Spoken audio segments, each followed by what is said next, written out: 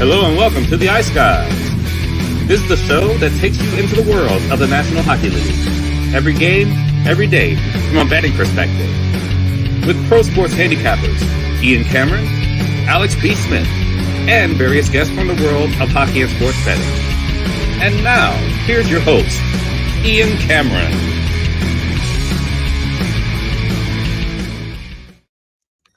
Welcome to the Ice Guys, a Beantown Friday edition of the Ice Guys, Friday, December 22nd, sponsored, of course, by our good friends at Boston Hemp Inc. Ian Cameron and Alex B. Smith with you, ready to break down the Friday card. Alex is back. It tells you how beloved we are amongst our listeners and viewers. Alex is gone for a couple days, and everyone's panicked and saying, is he okay? Is everything all right? He's all right. He was just traveling back to Chicago, getting settled at home. So a couple of days just to take care of that. And he's back with us today and for our final show tomorrow before the Christmas break, that big Saturday card that we're looking forward to tomorrow before the break. So Alex, back in Chi-Town. How's it going? Not good. Yeah. Doing all well. Mom's doing well too. So just resting, relaxing, and getting ready for the holidays. It doesn't really feel like the super festive kind of atmosphere. It's like 50 degrees here and raining. It feels like it's March more than it does December, but that's not, could be worse. It could be a ton of snow outside. So super happy with the weather. Everything's nice here. The food's great as usual. And there'll be a Hawks game going on the west side tonight. That's one of the 4 games we'll be talking about. So glad to be back on and talking with you guys and getting ready for the holidays. Yeah, no doubt. And we've got 4 games, and the Blackhawks are indeed one of them. We'll have Jimmy Murphy, by the way, popping in for a little bit later in the show as well.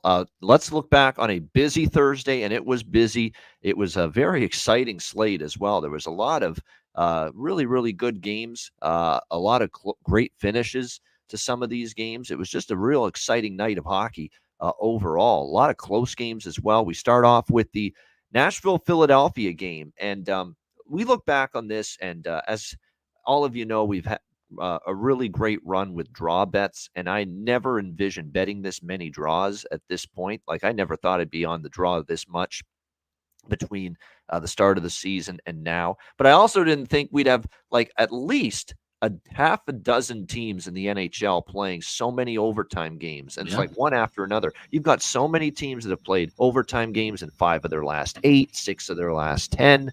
And it's just been remarkable how much hockey we have seen past regulation here in the early part of the season.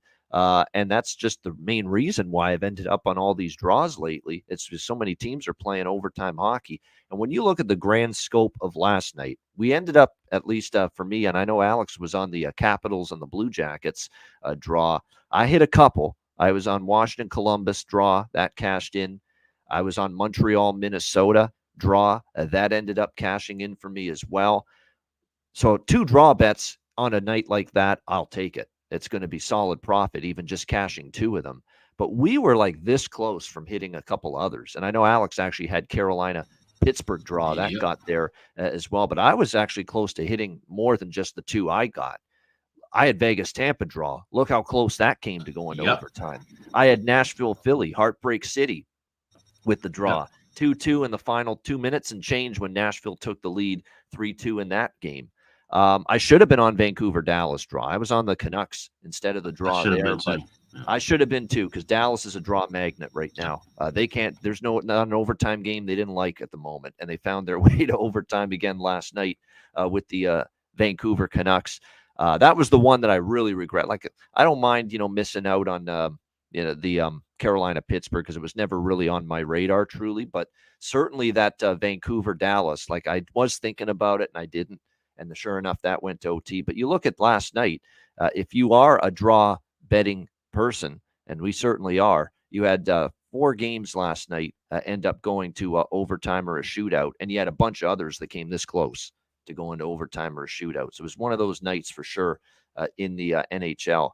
And yes, Major Tom, let me just see. Yeah, draw season is officially, it's on fire. There's no question about that. It's been absolutely spectacular.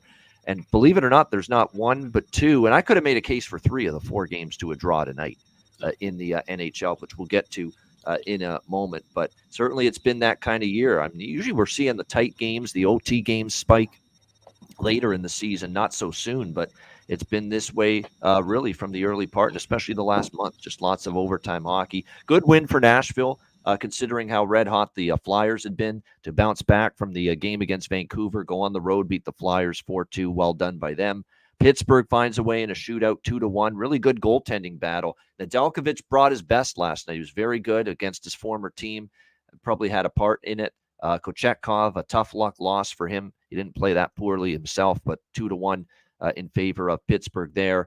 What a wild, crazy game with Vegas and Tampa Bay. And I know Vegas is probably frustrated that the last few games defensively, they've kind of lost their way. And really the last several games, because they've been an over machine lately, Vegas, and their defensive game has not been good at a time when they need it to be good, because they're just deluged right now by goalie injuries. Aiden Hill, Logan Thompson, both on the sidelines now due to injuries. And then, of course, you've got, Yuri Patera. You got to rely on him. He's just a young kid. He's barely played a couple of games at the NHL level, and you can't hold a lead for him, and you get into penalty trouble. That's not going to help your young goalie. And Tampa Bay certainly made Vegas pay for that in the second period to come back, take the lead. Vegas actually comes back in the third to tie the game 4-4, but Tampa Bay with a goal that I'm sure Patera might have wanted back against Nick Paul. You just can't let a shot from the boards like that beat you, and he was sprawled out and couldn't get back on the angle in time. So very disappointing loss for Vegas after they came out with a strong start. Jonathan Marchessault really had some stern words for the team after that performance against Carolina, and they came out the right way last night, but they could not get the job done and play good, solid 60 minutes of hockey. And Tampa gets the job done 5-4 in that one. Washington with a 3-2 overtime win and a great call by Joe Beninati. Alex Ovechkin finally off the schneid, snaps the long goal scoring drought that he had been on, and Joe Beninati summed it up perfectly. It was a great call, and it was a great line on the Capitals broadcast. The great wait is over. That was a great job there. Good. Great line. I think he had that one in the old coffer, quite honestly. I don't know if that one was a spontaneous call by Joe. I'm sure he'd been mulling it for a few games as that slump started to build for Ovechkin. Like, how am I going to call it when he finally scores a goal here? And that's probably what he came up with. But great call nevertheless. And I'm sure it truly is a weight, no pun intended, off the shoulders of Alex Ovechkin.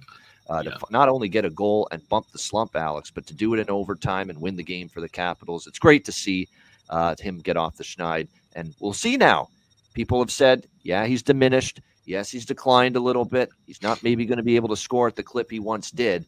Does this get the floodgates to open, which sometimes can happen for prolific goal scorers when they're mired in a bad slump, and they get that first goal to bump the slump? Sometimes the floodgates open, and now he's going to score 7 in the next 8 games or something.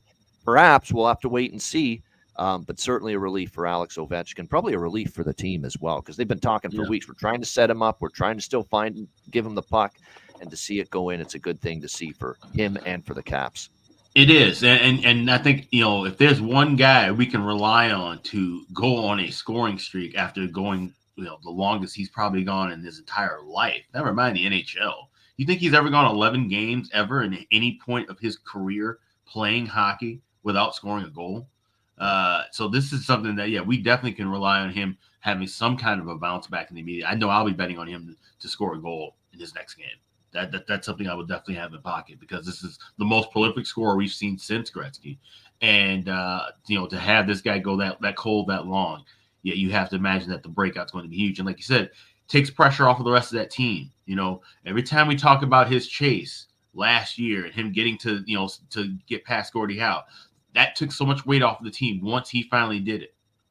And so everything that, that team revolves around him. So when he's doing well, the rest of that team goes well too. So if he can get on a hot run, then maybe that can lead to where the Caps start winning some games again, getting some more consistent goal scoring throughout the lineup. They still need that. They can't just have it all be Ovechkin, of course.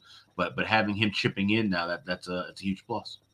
Yeah, no doubt it is. And it's, like I say, it wouldn't totally shock. He's not going to be, I think, consistently putting up the numbers he once did. But we're talking about just in the short term. Maybe that goal takes, again, some pressure off his shoulders, and he kind of gets back into a bit of a groove offensively. Certainly, if he scores the next game, I think it's game on as far as maybe looking at him going on a short-term streak as far as offensive production. How about the St. Louis Blues? What a bounce back. 4-1 last night against Florida with Joel Hofer, their backup goalie in net, still able to go to Florida and beat the Panthers there 4-1. Pretty solid victory for the Blues. And here's someone to keep an eye on for props for St. Louis moving forward. He didn't say it publicly, but the way he responded to the question about Berube after he got fired means there was probably some friction with him and Berube with Jordan Kyrou.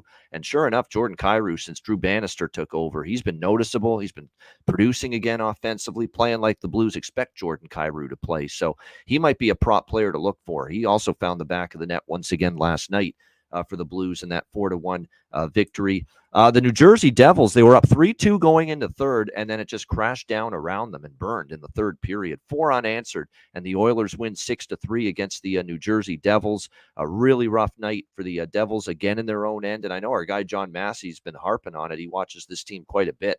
They do look lost at times defensively, and if there's ever anything that's going to keep them from maybe making that Stanley Cup push that people thought coming into the season, it's going to be how they play in their own end. Definitely some concerns there. They lose 6-3 to Edmonton in that game. The Buffalo Sabres just lay one on Toronto, 9-3. Just stunning. I mean, you talk about Tourette syndrome or schizophrenia. That's what Buffalo has right now. It's just you don't know what you're going to get from them one game to the next. They're a hard team to figure out. They give up 9 to Columbus at home. They come back and they just put 9 on the board themselves against the Toronto Maple Leafs. But a great game for me. I had Buffalo in the first period, thinking they'd come out strong. They won the first period, and then it got worse for Toronto after that. And then, of course, the game flies over the total, which was my best bet. And, you know, Ilya Samsonov's getting a lot of attention right now in Toronto. What's wrong with him? He's awful right now, and I can't defend him last night. He was terrible. There's no question. A couple of those goals he should have had, but they were awful in front of him. The whole team was pathetic defensively. But at the same time, this is now a continued issue with Samsonov, where he's just not even close to what he played like last year. People saying he's battling mental demons, and he's had some mental health struggles in the past. So this is concerning here. There's no doubt. And when I saw him get pulled last night, he goes down the hallway between the bench areas and the locker room and the dressing room, and he just slumps over and puts his head down. Like, he just looks like he's battling something mentally right now. And it's unfortunate, but the Leafs are in a conundrum right now. You're paying him $3.5 million, which the arbitrator awarded. It's going to be hard to trade him now because he's not playing well. Do you want to run with Martin Jones? I don't know if that's something you want to do, for sure, even though he's outplayed Samsonov. I think you got to put him back in there and try to see if he can get through this and get back on track. Burying him down in the AHL is not something you want to do for a $3.5 million goalie. What are you going to do? You're going to end up putting, bringing up Dennis Hildeby or Keith Petruzzelli or one of these Marlies goalies going to come up now to fill the void. I don't know if you want that. They're very young. They're very raw. I don't know if they're ready for NHL duty right now. And keep in mind, there's a Leaf blue line that's still banged up, too. Do you want to put a banged up blue line in front of those young goalies from the Marlies right now? I'm not so sure about that. But, yeah, they have some decisions to make as to what to do with Samsonov. But I just don't think people want to see him, cut and put on waivers and traded and put in the AHL, like Kiprio said on the broadcast last night. I don't know. It's not that easy when you're paying the guy $3.5 million and your other options are Martin Jones and 2 AHL guys. Like, I mean, that's the problem right there. So decisions to be made when it comes to the goaltending for Toronto, that's for sure. Minnesota 4-3 in overtime against Montreal. Canadiens, good effort to battle back, but Minnesota gets them in overtime. Fantastic hockey game. Game of the night to me was Vancouver and Dallas. It was an outstanding game. 2 really good teams going at it. You could tell. Yet again, another first period over comes through. Alex's best bet. That's now, 11 straight first period overs for the Dallas Stars. Yeah. I think it's like a 20-5 run, and it's like 21-10 on the season overall. For the Stars in the first period over department. So it's just like clockwork right now with the first period overs involving the Dallas Stars. And a great, great game. Dallas comes back from a 3-2 deficit, ties it late. Thomas Harley is someone we got to start betting for player props. He now leads the NHL in goals scored by a defenseman. That is stunning. Thomas Harley, and of course, he got one of Dallas's goals last night, and a wonderful breakaway goal by Duchesne, right up the middle, right through the wickets of Demko, right after a big save was made by Scott Wedgwood at the other end on a 2-on-0 rush. He stoned Elias Pettersson right before that. And then, of course, Dallas comes back, wins in overtime. And it was a great pass, no doubt about it. So, hell of a game. Best win of the season, I think, for the Dallas Stars, considering they were trailing and the quality of the opponent that they came back to beat as well, the Vancouver Canucks in that one. So well done by the Dallas Stars. And, of course, Ottawa, another debacle. They lose 6-4, blow another lead. Look, Jacques Martin, it's going to be a work in progress for him, trying to get this team to shore things up defensively. It's going to, when you'd want to play that kind of style, and this team has played so poorly defensively, the improvement's not going to happen overnight, especially as I've said ad nauseum all week. Jacques Martin doesn't have a Zdeno Chara coming into his prime, Chris Phillips and Wade Redden anymore, like he had 20 years ago in Ottawa. There's just no one that good defensively along the blue line right now. You've got Shabbat's defensive games regressed. I like Sanderson, but he's still young. And then everyone else is a marginal defenseman in their own end. It's just all there is to it right now. And the problems are they panic with the puck quite a bit. When things start to go south, you saw it again. You saw it in the Arizona game when Arizona made it 3-1, it was like good night for Ottawa because they stopped playing and they panicked after that. Same thing with Colorado last night. When Colorado made it 4-3, they stopped playing and they panicked a little bit. They did have some chances late on the power play. I thought they had a really good power play there. Tons of chances, couldn't buy one. So they did have opportunities to tie it late, but the defensive game is a work in progress, and even Jacques Martin is finding that out. What an indoctrination to the NHL coaching circles for Daniel Alfredsson as well. First time as an assistant coach, and here he is now. He's got to try to clean up a little bit of a mess here with the Ottawa Senators right now. But Colorado, a huge night. McKinnon, a huge night. Congratulations to him. 300 goals. Nice call by a Cuban who said maybe take a shot with McKinnon to score 2 goals to get to that 300th goal mark at plus 600. Well, hopefully someone had him to score 4 goals because he did 2 better than that last night, scoring 4 in that win against Ottawa. And then in the other 2 games, Calgary with a shutout win against Anaheim, disappointing for Anaheim, even though they were off a long road trip, but they were getting all their reinforcements back. Jamie Drysdale came back. Mason McTavish came back last night. So for them not to play better than that was disappointing. And Arizona takes care of San Jose 5-2. Good result there. I had the Coyotes team total over in that game. And San Jose's starting to play again like they are who we thought they were. Had that little magic carpet ride on the road trip, comebacks and overtime games and competitive efforts. Well, now they've fallen back down to earth. It's been a dreadful few games here in a row now for the San Jose Sharks. We've got our guy, Jimmy Murphy, joins us on Fridays. I know he's busy. He can only stay for a few minutes, but we got him here for a few. Jimmy, how are you? I'm good, guys. Happy holidays. Merry Christmas. Yeah, we won't keep you too long because I know you're bouncing around here and there. So we'll just get quick thoughts from you on last night and then specifically the Bruins game here tonight against Winnipeg. Yeah, I mean, look, I heard you guys talking about Ottawa and Colorado there. And yeah, I mean, Nathan McKinnon, if he's not at the top of everyone's Hart Trophy list right now, then you haven't been watching him this season. I feel like he's got robbed a couple times of that, but he's got to be right at the front of the list right now as we approach the Christmas break. So big win for them. And as far as Ottawa goes, guys, I mean, I think we've discussed this before. I never thought it was a coach's problem. I don't think DJ Smith was the problem. It's clear in these first 2 games under Jacques Martin that this is a flawed roster. And I don't care, if you bring back Jacques Lemaire, Lou Lamoriello teams and all that, or Pat Burns and all these coaches that, won with the trap and defensive-minded hockey. Nothing's going to help this Ottawa team right now with that roster because they just have players who don't know how to play defense. Right. And that's not something, to me, that you can change on the fly or correct on the fly. And I think they're in deep for it. I don't see this team making the playoffs at this point. Keep in mind, Jacques Martin is here for a quick pit stop as the head coach. Yeah. This is not going to be a 3, 4, 5 year run for him as head coach. He might even be finished after this year. He's 71 years old. I don't think he's in the spot to be coaching here for 3, 4, 5 more years.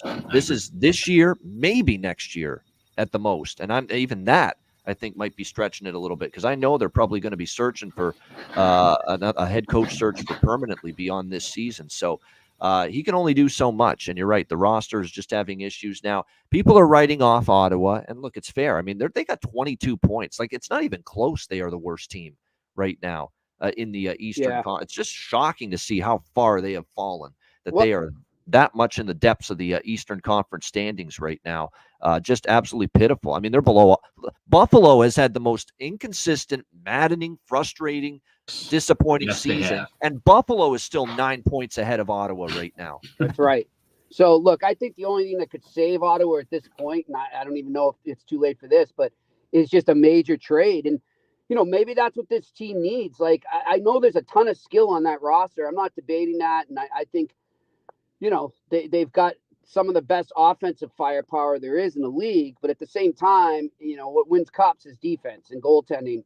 And they don't have any of that. And I think that they got to look at maybe some of the guys on their roster up front, forwards. I don't know who it is. I'm not in that locker room, but guys that they think are just, not fixable in terms of buying into a defensive system, and say, all right, you're out of here. And if you can get a good defenseman from one of those forwards, maybe you'll find a team that's starving for goals and offense, and you make a big blockbuster trade for a number one or a number two defenseman that can really solidify the back end. It's going to be hard. Everyone's looking for goalies right now, so I don't know how they're going to be able to find a number one type goalie on the market right now. It's going to be really tough. I think that's stuff that happens in the summer, but I think you could get a one or a two defenseman. Maybe you call Calgary about Noah Hannafin and see what he can, what they can do with that. So that's what I would do right now if I'm Steve Staios. And, I'll jump right to it, guys, because I am pressed for time. As far as this game goes tonight with the Boston Bruins and the Winnipeg Jets, I think the Bruins are in for a rough one tonight. I really do. I think that, they're likely going to be, I haven't seen any reports yet, but they're likely without Matt Grzelcyk. And even if he is playing, he's playing hurt. Not that he's done a lot this season. He's only got one goal, and that's his only point in the whole season. But I think that they're kind of up and down lately. And if you look at it, I wrote in my preview, they've had 10 blown leads in the third period, and they've lost, I believe, 8 of those. So they've lost 8 of those games. So, that's a team that, like, they're pretty fragile when they have the lead. That is not period. like the Boston Bruins. Man, no, that's this isn't like Boston Bruins leads. teams of old. And if you've got a lead going in the third period in a great, noisy, exciting, right on top of you barn like Winnipeg, those fans, if they start to sense that you're letting up one little bit, that team will feed off them, and they'll come back before you know it and beat you. So I don't like this spot for the Bruins. I do like maybe going into Minnesota, even if they lose tonight. I do like them going in there because they're getting another look at a team they just lost to. They'll be revved up for that game. They'll want to beat the Wild after what happened in Boston the other night. But if I was looking at this game, I'd dump on the Jets. Would be a Jimmy puck line for me, Winnipeg Jets, and I'd take the under. I know I keep seeing 5.5, but I still like it. I think it's going to be a low scoring game. All right, Winnipeg puck line and the under. Jimmy, we'll let you run in a few minutes. Anything on the other 3 games you like? Flyers, Red Wings, Oilers, Rangers, Habs, Blackhawks.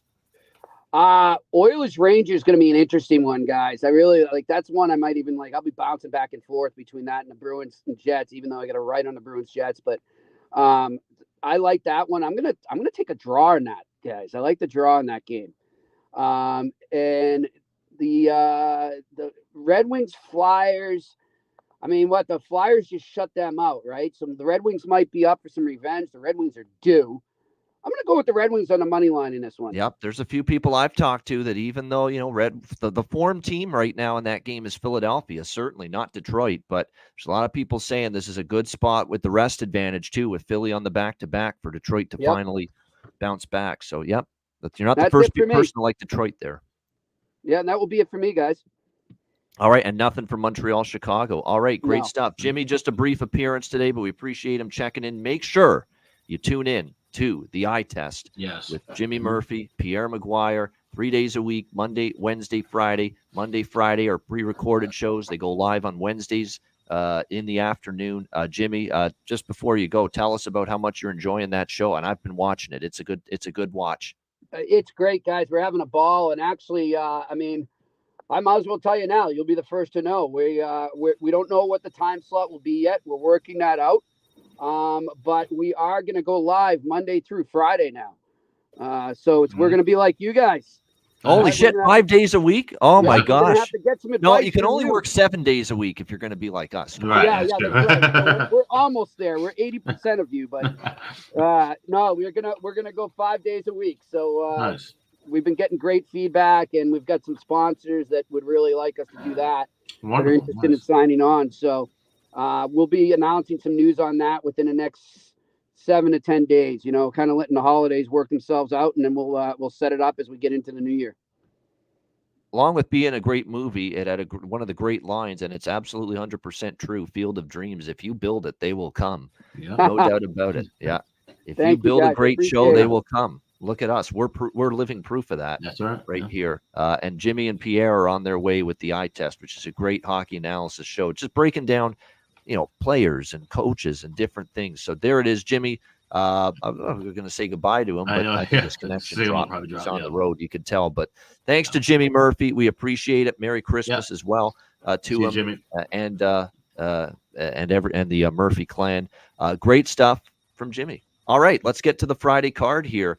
We've got 3 games on tap, 4 games, I should say, on tap here tonight. Philadelphia, Detroit is where we will begin. Red Wings -130, home favorites, 6 the total here in this game. Jimmy likes Detroit, and I think situational handicappers and bettors will like Detroit here. Struggling team, but desperation, sense of urgency, back home after another tough night against Winnipeg the other night where, I thought they played good in spots, but seems like they're making very bad defensive breakdowns, and it's in the back of their net every single time lately. Like their defensive play has really struggled. You look at this Red Wings team, they've given up 9 in their last 2 games to Winnipeg and Anaheim. They've now given up 4 or more goals to the opponent in 5 of their last 8 games. That's certainly not going to get the job done, and they're not outscoring their defensive struggles right now. They do get a boost from the return, though, of David Perron, of course, serving that suspension for the hit that he laid against for the suspension for the Ottawa incident. Of course, the cross-check to Zub, who didn't even commit that hit on Larkin in that game. So he's back from that incident here tonight. That will certainly help. There's no question. I think it does set up nicely for Detroit, but I mean, my goodness, -130 against a Philly team that's playing well. I don't know if it's the value I want to be able to back Detroit here in this game. Also a short turnaround revenge spot because the Red Wings got shut out 1-0 in Philadelphia last weekend. I have nothing here really, side or total. I think it's an interesting game. I'll maybe look at some props here, but really other than that, not much. I do think this is one where I did consider the draw. There's a couple other games I like the draw more, but I wouldn't rule out a small look here toward it. I mean, Philadelphia, they have played to the overtime or a shootout past regulation 6 of their last 10 games. So that is quite the run that they've been on toward the draw. But I just get that sense with them on the back-to-back, and if Detroit wins, I could see Detroit maybe romping a little, not romping, but I could see 3-1, 4-1, 4-2, something like that. There's other draws I like more. I think maybe it's something very small on it, perhaps, but other than that, mostly props, if anything, for me in this game. What do you think here, Alex? Flyers, Red Wings? Yeah, this is one where I'm kind of going with the Ian Cameron special. I'm going to go with the dog and draw. I like the Flyers here. I grabbed them +115. I got draw +320. Shop around. This should be something better. I didn't check FanDuel this morning. Didn't load up for me, actually. But getting to shop with a couple of different books being here in Illinois. So definitely getting some variable prices more than even usual. So that's nice to have. But definitely want to shop around. Like I said, Flyers have been a strong overall team to run with the draw. There's about 5 or 6 teams, and I've been working on the article. I've had to rewrite it twice since I wanted to post it in the beginning of November, especially now with this oncoming of changes with the draw, and now with, like I said, finding this variance within the prices markets of yes, no, and the regulation draw, which of course we're so heavy about regulation draw. Now you have to shop around and look for both. So that article is going to be coming hopefully in the next couple of weeks as I get everything together. But I want to get some more profiles done specifically on the teams, and the Flyers will be one of those teams included in that article. And, people always ask, like I said, we're not just throwing darts at the wall when we're betting these draws. There are a lot of other significant factors, and that's what we're going to try and encompass in this article. And one of the things is just the team that plays with a lot of kind of slower pace. They're a more defensive-focused team, and when they want to control the puck, when they want to possess the puck, they want to play slower. So that's the thing. Teams who slow the puck down when they have possession and on top of playing good defense, that's one of the criteria where you want to look at, especially if you see a team, maybe a team that's not even that's their normal characteristic. Let's say it's a team that's more built to be a up-tempo offensive-minded team. But if you've seen them play those slower games, like we talked about Minnesota, what we say about Minnesota, we can get off of Minnesota's overs, start looking at their unders. And what correlates with that is we've seen 4 of their last 5 games go past regulation. So there is a formula here, and there are things that we look at, not just the games we just end up going to overtime. There's a system to why we're betting these draws, night in and night out and cashing with them. So I will be taking a shot with the draw here, but I also like the Flyers to get the win as well. Yeah, I mean, to me, it's I could only look at the Flyers as well. I just don't love that they're on a back-to-back. It was a hard-fought game with Nashville last night, but I'm not laying anything with this Detroit team and James Reimer right now, who, by the way, has given up 5 goals in each of his last 3 starts, so hasn't been great from him. And they've got no choice with Lyon and Husso sidelined due to injury. It's James Reimer for the short-term net right now for them.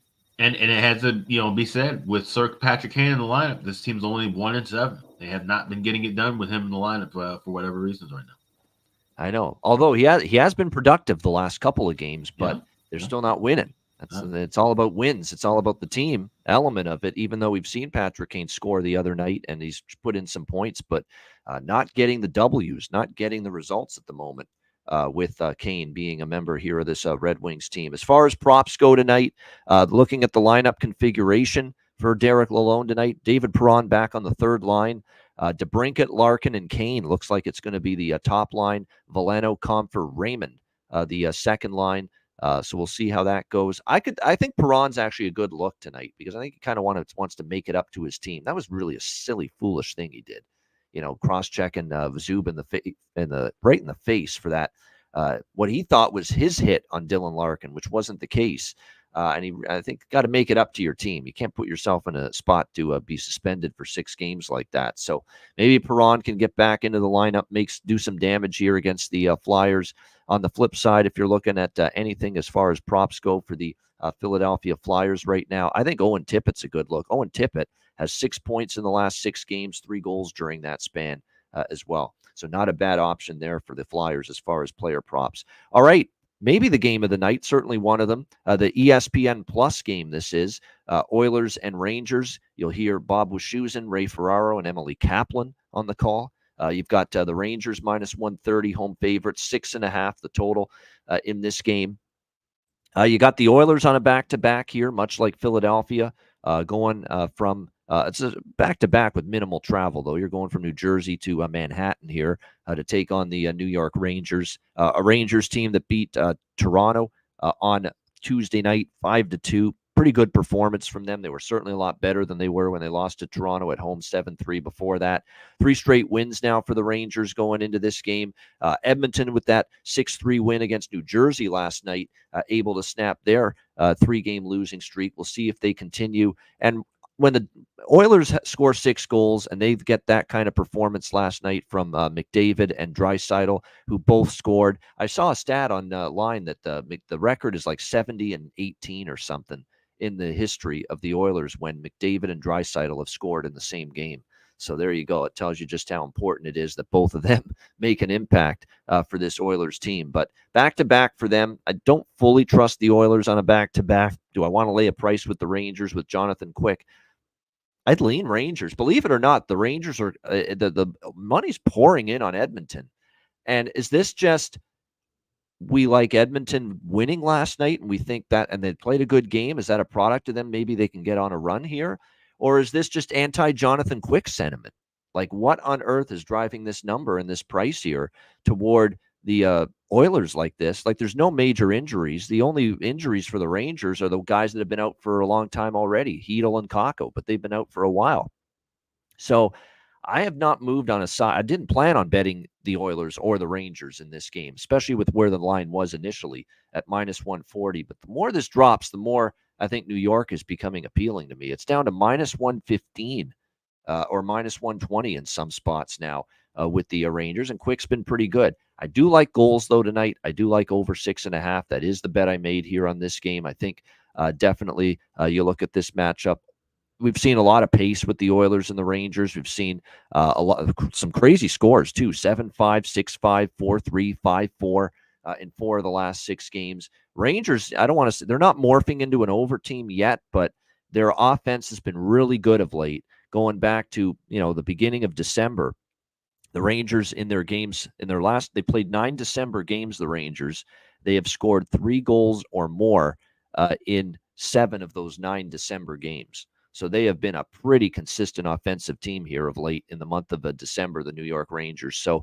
I do like goals in this one. Over 6.5 might not be a bad option for a first period, both teams to score either. What do you think here, Alex? Oilers, Rangers. Yeah, that's the only thing I actually did land on. I got plus 150 for first period, both teams to score. And that's kind of looking, like I said, at the history, there's been a lot of crazy games and it's been a lot of late scoring. But I think that except the Rangers, they've been kind of getting their offense rolling a little bit, and the way Edmonton has had their offense as well. I think we could definitely see some scoring early in this game. And obviously, the storyline I think is Chris Knobloch kind of going back somewhat to New York. Of course, he had a brief stint there, getting called up from Hartford to New York during the COVID season. They had a huge win. I think was it the Flyers they beat like 8-1 or 9-1, and they snapped the losing streak that they had at that time too. So everybody kind of had his name on notice from that point forward, saying, hey, this guy, a guy who could be a coach in the NHL. And now here he is finally getting that chance with Edmonton, but going up against a lot of guys that he helped,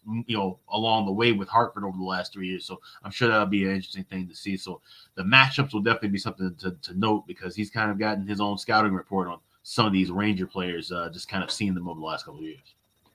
He's heating up, by the way, Ryan Nugent-Hopkins, and he's on the top line now for the Edmonton Oilers. So prop-wise, I'm interested with RNH here tonight, playing with McDavid and Hyman on the top line. Evan Bouchard's always a good prop look from the blue line, of course, for the Edmonton Oilers. And there are people mentioning him. And by the way, if in case you're wondering, they just got him back recently over the on the weekend against Boston, and he's played 2 games. Nice for them to have K'Andre Miller back. He's obviously been has a really good season, honestly, for the New York Rangers. No question about that. And we are seeing, you're right, someone mentioning the power play points for Adam Fox for the New York Rangers. You're not kidding. And again, you can get plus prices all the time with those power play point props. And right now, Adam Fox for the New York Rangers, he has a power play point for this team in 7 of the last 9 games. So that's a pretty good percentage to work with here. And it's still plus money. Fox player points. Yep. Plus 110, plus 115 if you shop around. Yep, no doubt. For 7 out of the last 9 games with a power play point, that's having the price and the odds in your favor. No question, if you like that prop. By the way, we should see it is Skinner confirmed. Stuart Skinner in net for the Oilers. He has gone back. He's had a crazy season of ups and downs all over the place. And when Knobloch first took over, starting to play well. They were playing good defensively as well on a great win streak. Now, all of a sudden, he's given up 3 goals or more in 3 of the last 4 starts entering tonight. And he's off a couple of weaker performances against the Islanders and the Lightning in his last 2 starts. So what will we get from him and really from the Oiler defense tonight is the big question as they take on the Rangers. But like I said, more than anything, I lean Rangers, but more than anything, I like that over 6.5. And I agree with Alex's first period, both teams to score as well. All right, Bruins and Jets. We've got Boston minus 125 road favorites. The total 5.5 here across the board in this one. I'm not laying a price on the road with the Bruins right now with the struggles. They're clearly, not playing their best hockey. They're just 2-4 in the last 6 games heading into this matchup against the Jets. 2 straight losses for them against the Rangers and the Wild. How about 4 straight Bruins games past regulation, overtime, or a shootout? So you know where I'm going here. Back to the well, folks. Bruins draw for me in this game.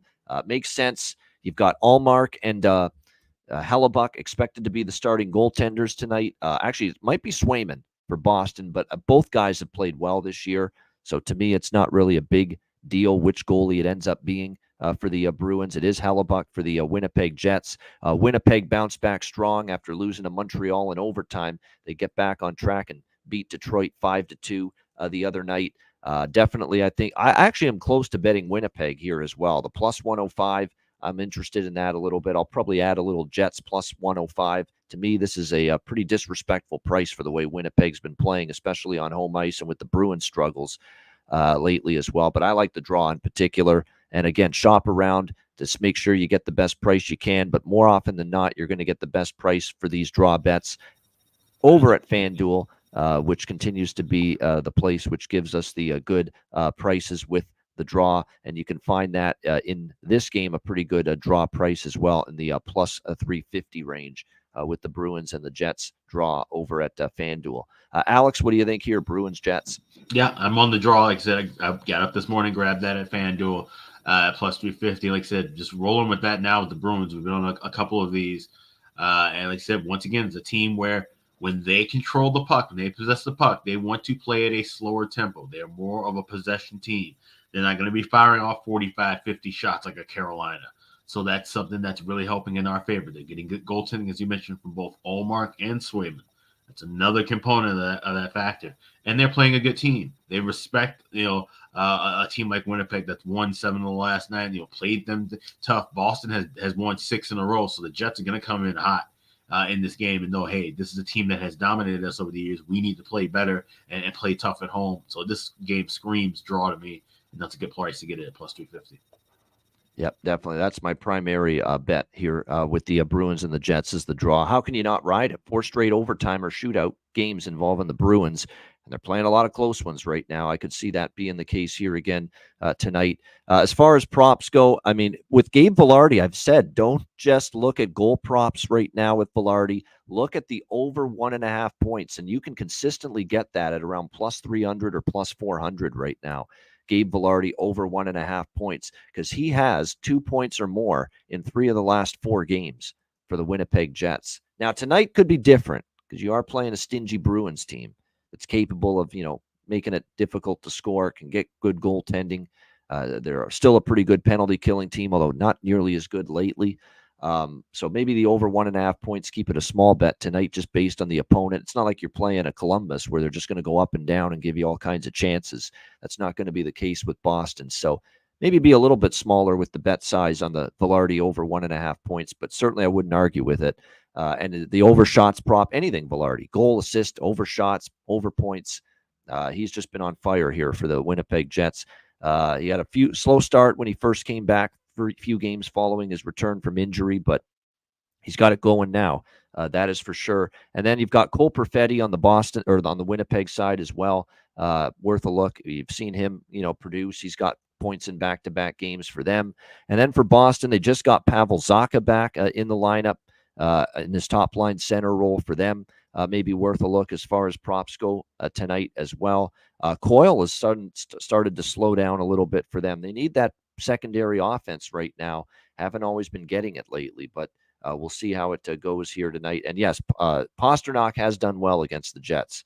I have noticed that as well. Good call there, Cuban. We'll see if that can continue here tonight as they take on the Winnipeg Jets. But he has done a good job of being a tough. He's kind of Winnipeg to Pastrnak is kind of like Toronto to him. He's done a lot of damage against the Leafs. He's done some damage here against Winnipeg as well. They'll need him too because they need their top guys, Marchand and Pastrnak in particular, to really step things up even more because, their defensive game, they've, like Jimmy said, they've blown some leads. So they need a little bit more run support, if you will. And those are the guys that are going to have to help deliver it for the Boston Bruins.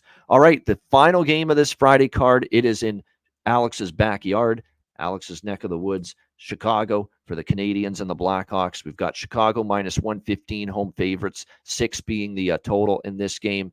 Right now, Chicago is a bit of a tougher team to bet against at home. I mean, I think some of their better games lately have been at the United Center, including a big upset win against Colorado in their last game earlier this week. I thought that was very impressive. And Luke Richardson echoed those sentiments after that win. He said, consistency is the key. I thought we played a strong, sound team game. The defensive play was a little bit better. And that's a tough team to defend, too, Colorado. And yet the defensive play was better from the Blackhawks. They got timely goaltending. I think it was Mrazek, one of his better games in that victory against Colorado. He was one of the 3 stars that night. And Connor Bedard was a man possessed that night. I know he didn't score, but he had 2 assists. He was all over the ice making plays. That was just a really strong, complete pillar-to-post game for Chicago to beat a really good team in the Colorado Avalanche at home the other night. But like Luke said, the question has always been consistency. You have a win like that, you don't want to lay an egg and have a dud tonight, taking on a lesser team like the Montreal Canadiens. Although I should say, Alex, Montreal's not playing like a lesser team right now. They've played very good the last few games. They've been in every single game. They've had an opportunity to win every game recently. They beat Buffalo in a shootout. They lose a tough one to Nashville. They lose in a shootout to Pittsburgh. The Islander game was close. They won 5-3. They beat a very good Winnipeg team. They had every opportunity to beat Minnesota last night, the Wild, and they fell short in overtime. But the thing we're noticing with the Montreal Canadiens, here's another team. They can't get away from close games, and they can't get away from getting past regulation. 5 of the last 10 games, we've seen Montreal go past regulation entering this matchup. Chicago, not so much. But if you really do some further analysis here and an autopsy on it, 1-goal game at home with Colorado, 1-goal game at home with Vancouver. Neither one went to overtime, but both of them very close. You had an empty net goal that made it 4-2 in the loss to Washington at home. 3-1 at home against St. Louis. That was another game where an empty net goal salted it away. 1-0 against Anaheim at home. Chicago's played close games repeatedly here on home ice lately. And yes, many of them have avoided overtime, but they've all been close. And you factor that in with Montreal, they've been in a bunch of 1-goal games. 5 of the last 10 go into overtime. And if you actually look at series history, last 2 meetings here in Chicago with the Habs and the Blackhawks have gone to overtime or a shootout. So I'm going to the well with my second vehement draw recommendation of this card. I'm a little lukewarm on the Flyer Red Wing one. I'm going to have a small bet on that one, a little bit more on the Boston Winnipeg draw, which I like quite a bit. And this is another one I like quite a bit. Montreal Chicago here draw in this game. I think we're going to have a competitive game. Last 2 meetings here in the Windy City with the Habs and the Hawks have gone to OT. So let's take it at plus 350 at FanDuel. Montreal Chicago draw in this one. Alex, Canadiens, Blackhawks. Yeah, so I'm on the draw as well. As you mentioned, Montreal's history right now, they've just been a solid team to back with the draw. And you mentioned 2 of the last 4 meetings between these 2 clubs have gone past regulation as well. And I've actually got a parlay. I'll talk about it now. It's not a best bet necessarily, but I have an exact score parlay I'm taking a shot with. You can only bet, I think the cap was $8.88 that they limited it to me because it's plus 36,000. So it's 360 to 1. It is the correct score for Flyers, Red Wings to be 3-3, Boston, Winnipeg to be 2-2, and for this game, Habs, Hawks to be 3-3. All at the end of regulation. So we're betting all 3 draws, but we're betting all 3 in correct score fashion. You can get that at 360 to 1, and your limit is $8. So $5 will pay you $1,800. That's what I just bet at over at Bet Online. So that's something I'm playing as well as just a straight draw here at plus 350 for. That's going to be a higher units, of course. But taking those 2 shots here, I do think we're going to see some close games. And here's the thing. We will see a lot of random variants, especially tomorrow night. And we'll talk about this a lot tomorrow with teams that are going to be just mailing it in as far as looking, toward the break. But we also could see some teams kind of start playing a little bit closer, like I said, looking at their own scenarios. We're now going into that second half of the season as far as the calendar goes. We're starting to get to that point where a draw season becomes prevalent for the things that we always highlight. Teams looking for points in the standings, teams just trying to, hang close against a tough opponent, earn a point against a team that they feel that, maybe they would have normally lost to, being that they were at home or road, a certain dichotomy. So now that we're getting into that situation, we could find where some of these games, even heading into the break, things just kind of slow down. All right, there's not much action going on in the third period. Nobody's throwing a lot of hits. All of a sudden, they just skate and settle it out in overtime. So do beware that we could see that extreme variance today and tomorrow, where some games just go nuts and there's high scoring back and forth, and some games just go to a screeching halt. This one could be more like the latter. That we'll have to wait and see. Caden Primo, by the way, I initially leaned over, especially with Primo in net for Montreal, and it's going to be Mrazek again for Chicago. But 2 things kept me off. Mrazek's actually played good here in a couple of games lately. The Colorado game, he was very good. I thought when they were holding on to that 3-2 lead late in that game. And then Kevin Whitehead's comment, we're 10 straight unders with the Habs and the Blackhawks. That's not something I want to go against. I mean, eventually it's going to end at some point, that streak, but 10 straight unders between the Montreal Canadiens and the Chicago Blackhawks. That's why I'm just sticking to the draw here in this game at a good plus 350. And some props. There are some props that appeal to me. I'm going back to the well with Josh Anderson. We've talked about Josh Anderson. Ice cold for the large part of the season, and he had scored in back-to-back games. Didn't score last night, but he was still effective. He had chances. I think he could find the back of the net for the Canadiens tonight. We always like that, the ability to bet a goal prop involving someone that couldn't find the back of the net. Then it finally starts to go in for them. I was waiting for Slavkovsky to finally do something with Caulfield and Suzuki on the top line, and he had a goal and an assist last night. So I might be tempted to go back to the well with Juraj Slavkovsky. Nothing better than finally seeing the puck go in, and he finally saw it last night against Minnesota. So I like his value to score a goal tonight on the top line. And there are a couple great options for Chicago for props tonight. Start with the guys flanking Connor Bedard on the top line. Lukas Reichel. I've been waiting for Lukas Reichel. He scored in the last game against Colorado. And also on the other side of that top line, Donato's Pizza is back up there with Connor Bedard. Both of those guys, I think, terrific value. Donato and Reichel here alongside Connor Bedard tonight in this game. And there's definitely, I'm just going to bring up the Odd Stamp app. We've got Reichel at plus 410 at Betano playing with Bedard. That is an incredible price there. Win or lose, it's a great value price. You got to take it.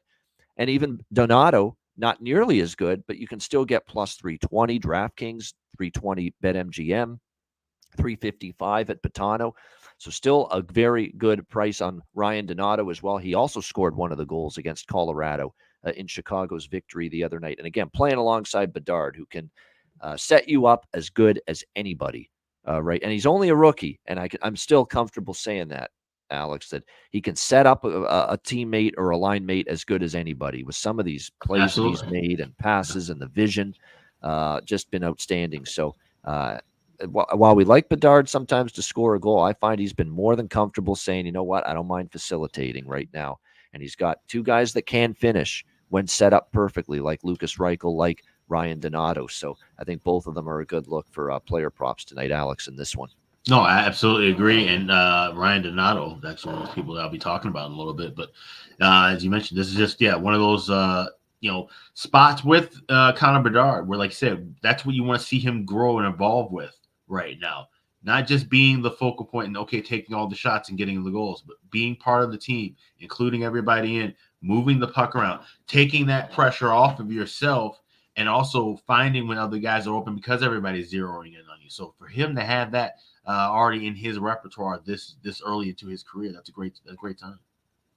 And it looks like, by the way, I should point out, very important development here. The last 6 games he's missed, the passing of his father, the whole team attended it for Kevin Korchinski. Looks like he's back with the team, will be in the lineup tonight on the blue line for the Blackhawks. That's significant because Seth Jones is on IR. Alex Vlasic, who's actually given them some good minutes, looks like he's going to play tonight, not miss the game tonight. So it's important to get Korchinski back on the blue line because you got it's amazing that Luke has worked as well. Like, it's amazing that they beat Colorado and they played that way defensively against Colorado. Look who the blue line is right now: Isaac Phillips, Connor Murphy, Jared Tenorti, Louis Crevier, Kevin Korchinski, and Zaitsev is the blue line right now for Chicago. And this is a team that beat Colorado the other night and shut them down for like 2 periods after a rough start. But they're working hard. And that's the thing. They're working hard. They're giving you energy every night. They're doing the little things right. And that's something we haven't been able to say about this Hawks defensive core in a couple of years. They're not good. The talent level is not there. The talent level hasn't been there in 2, 3, almost 4 years. But the work ethic is finally showing up. So they're able to grind out and grit out those wins. So if you can find that kind of a win against the Colorado team, then yes, certainly they should be talking to themselves. We could find a way to at least grind out and get this win. I'd love to see the Hawks get this win, of course, in overtime. But I would love to see the Hawks get a win here against the Canadiens team. They said play well at home, show up at home. A 7:30, going to be a full house. It was a full house the other night. The holiday time, you got people that come into town. Tickets completely sold out, so hopefully that's going to be a rocking madhouse tonight. And like I said, for that defensive step up, that's going to be huge for this team moving forward. Yep, and I concur with Rich H. Nothing wrong with that. I agree.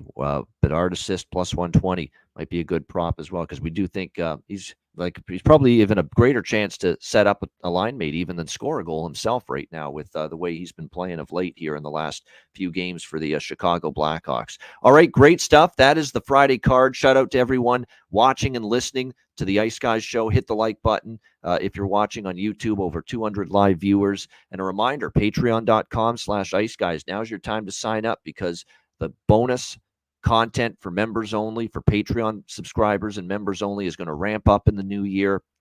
Impromptu bonus betcasts, videos, bonus shows, more bonus content, all that. The daily betting card, the player props will be exclusively only available to members at patreon.com/Ice Guys. Again, just $10 a month. We've seen a ton of signups the last week or so. We appreciate it. We thank all of you for that.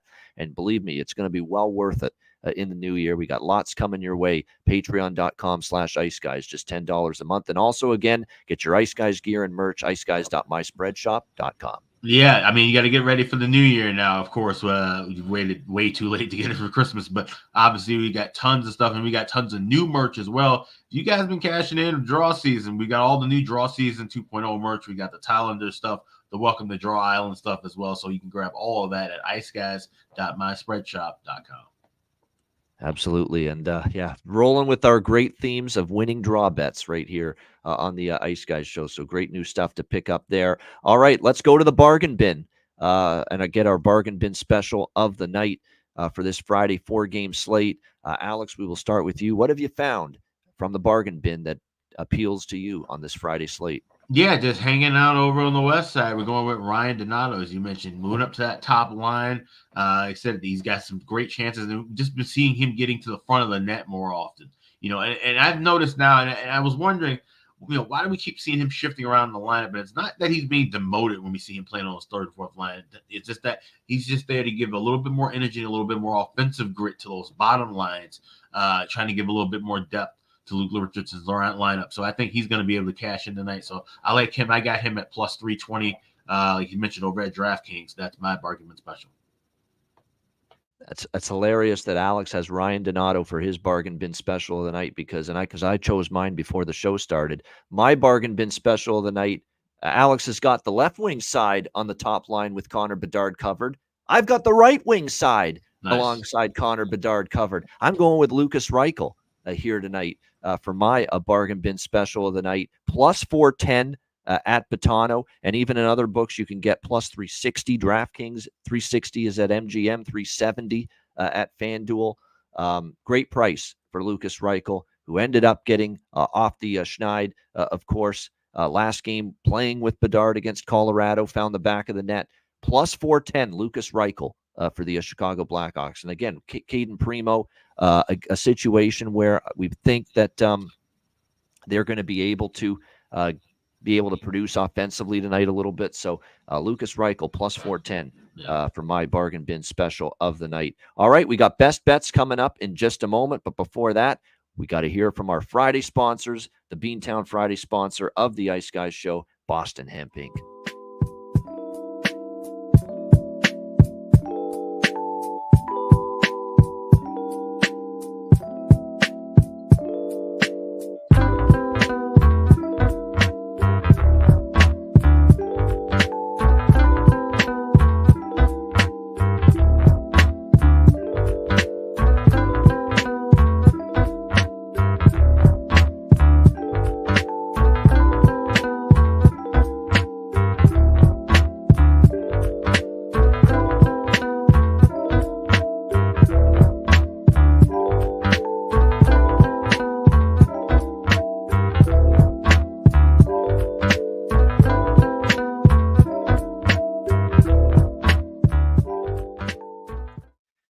Boston Hemp Inc. Make sure you check them out for all those great CBD products. BostonHempInc.com. Friday sponsor of the Ice Guys show here on Beantown Friday. All right, it is time for best bets to wrap it up. Alex, what do you like for best bet? Yeah, I got to actually hide my best bet until this segment. because I didn't mention it when we talked about the game, but I like the first period over in Chicago and Montreal. Like I said, with Caden Primo in net, I think he is susceptible to giving up a little bit of some goals early. Same thing with Peter Mrazek. We can never count on him to be locked down right away every single time. So give me the first period over with Hawks and Habs. That is my best bet for this Friday. All right, there we go. Hawks and Habs in the first period. That's the over, right? Yeah. All right, Hawks and Habs first period over for Alex with his best bet. My best bet for this Friday card, by default, because I don't always love I should make with a draw one of these days a best bet, but I'm going to go with that Oilers Rangers over 6.5 minus 125. I think we'll see some goals scored in that one. So Oilers Rangers over 6.5 for my best bet for this Friday card. And that'll wrap up this edition of the Ice Guys. Make sure you join us tomorrow, me, Alex, and Zach Urban. It's a huge Saturday card, our final Ice Guys show before the Christmas break. Make sure you join us for that. Reminder, the Ice Guys is live 7 days a week, Monday to Friday, 2 p.m. Eastern, Saturday and Sunday, noon Eastern. And if you can't watch the show live, download the Ice Guys podcast in audio form on all major podcast platforms. For Alex B. Smith, I'm Ian Cameron. Have a great Friday night. Enjoy the games and good luck. And we'll see you tomorrow on Saturday for our final show before the Christmas break right here on the Ice Guys.